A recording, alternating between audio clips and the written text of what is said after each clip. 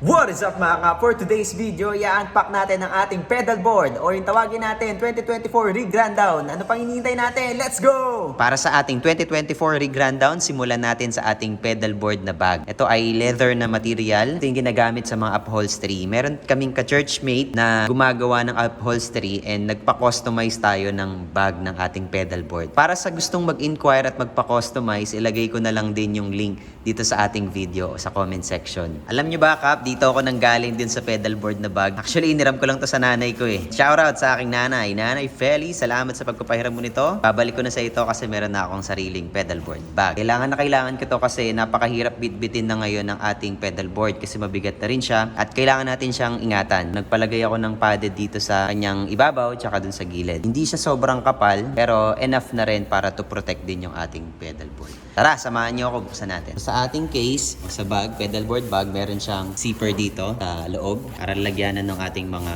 cables, pati yung iba nating equipments. So dito ko na rin nilagay yung ating IEM, tsaka yung power plug ng pedal board. Nagpa-customize din pala ako ng strap dito para hindi siya nagwi-wiggle sa loob kapag binibitbit mo na.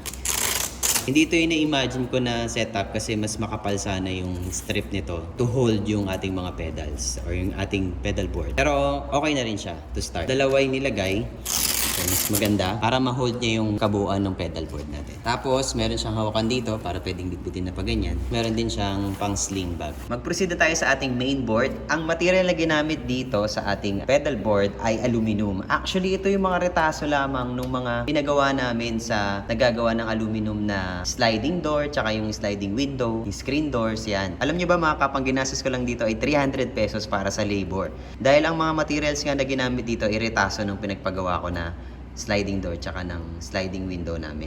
Dito, na-prove ko na hindi mo naman kailangan gumastos na malaking halaga para magkaroon ka ng decent at professional looking na pedal board. Kung ano yung available na mga materials sa inyong bahay, pwede natin i-reuse. Pwede natin siyang i-transform into pedal board. Kailangan lang natin gamitin yung ating mga imagination. Ito na yung transformation ng ating pedal board. Totoo nga yung mga sinasabi ng mga nagsimula dito na wala nang katapusan talaga yung pag-upgrade. As of January 2024, ito na yung mga available natin na mga pedals. Present ko sa inyo yung sequence ng ating pedals. Nag-i-start yung ating sequence ng pedal natin dito sa ating tuner. Diyan ko sinasaksak yung aking electric guitar. Itong tuner na to, ang kasunod niya ito yung ating volume/wah pedal natin na hot tone. From volume or wah pedal natin, pupunta siya dito sa force field compressor from TC Electronic. Saka lang siya pupunta dito sa ating mga drives. Sa ating mga drive, ito yung sequence niya. Soul food natin, ito yung clone na clone. Soul food from Electro Harmonics. So, papunta dito sa ating Tube Screamer Mini na Ibanez. Tapos, papunta dito sa ating booster. So, from booster na Coco, ito yung isa sa mga una nating pedals. Kung maaalala nyo.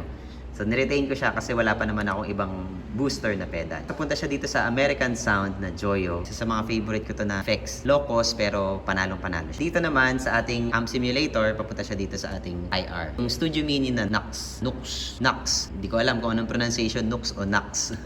So, dito naman yung mga cab simulator natin. Pwede ka rin mag-load ng sarili mong IR kasi meron siyang USB connector. Pwede mo siya ilagay sa computer. Pagkatapos niyan, yung ating Chorus JHS 3 series. From dito, pupunta siya dito sa ating delay. Canyon delay. Dito sa delay natin, meron siyang top switch. Kailangan ko nito kasi para kapabago-bago na tempo ng mga songs. So, kaya hindi na ako nag-relay dito. Kasi kung ito yung gagamitin ko, ilalong press ko pa siya bago ma-trigger yung top switch. Dito, hindi na. Tap-tap ko lang dito. Last sa chain natin, yung ating Oceans 11 Reverb from Electro Harmonics. At syempre, mawawala ba naman yung pangkumpleto ng pedal board kung wala tayong Altoids na lalagyanan ng mga picks. Kung umabot ka sa video na to mga kap, may request ako sa iyo, pa-click naman yung like button at paki-share na rin. Kung meron kayong mga katanungan at gustong sabihin, post lang kayo dun sa comment section below. And lastly mga kap, pa-click na rin yung subscribe button tsaka yung bell notification icon para palagi kang updated sa ating latest video. There you have it mga kap. I hope na-enjoy nyo yung ating 2024 rig rundown. Para sa ating mga susunod pa na mga update, see you soon. Thank you and God bless!